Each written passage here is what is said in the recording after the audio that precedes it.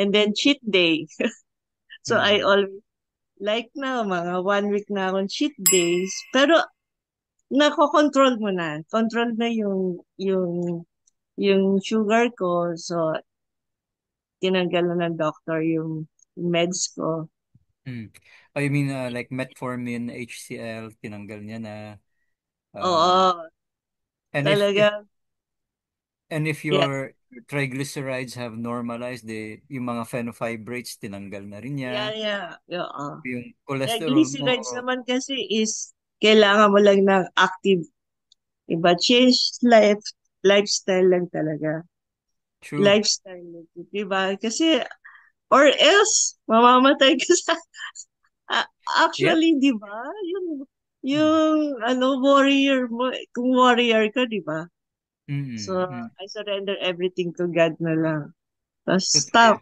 Diba? Tsaka meditation, healthy lifestyle. So, tsaka self-control din.